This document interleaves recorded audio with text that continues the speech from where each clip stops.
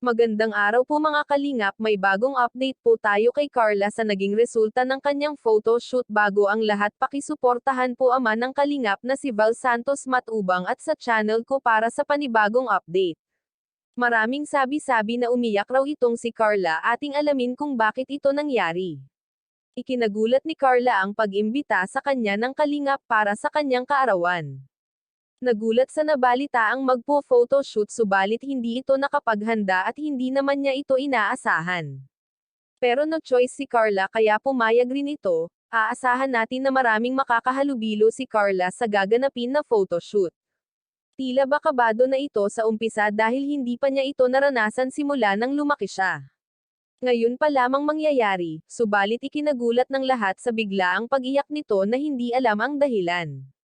Napaiyak ba ito sa sobrang tuwa o talagang hindi niya kagustuhan ang mga nangyayari sa kanya? Nakapag-makeover at nakasuot na ng mamahaling damit si Carla.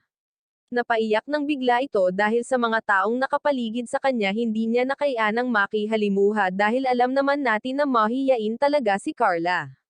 Bagamat pasimple na pala ito, kabado habang siya ay inaayusan.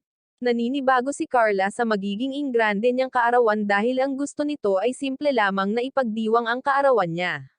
Sapagkat hindi siya sanay sa mga malalaking handaan.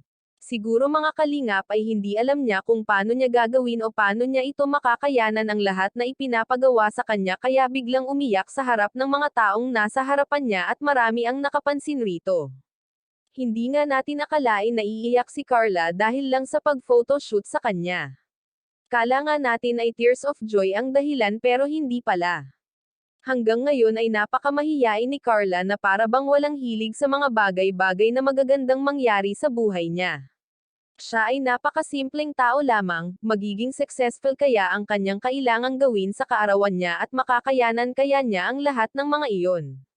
Sana ay maging komportable siya sa pagganap ng kanyang preparasyon sa darating ng paghahanda sa nalalapit niyang debut. Maraming salamat po, pakisuportahan po Kalingap Rab channel at sa aking YouTube channel. Please like, share, subscribe and comment ng inyong mga opinion. Thank you and God bless.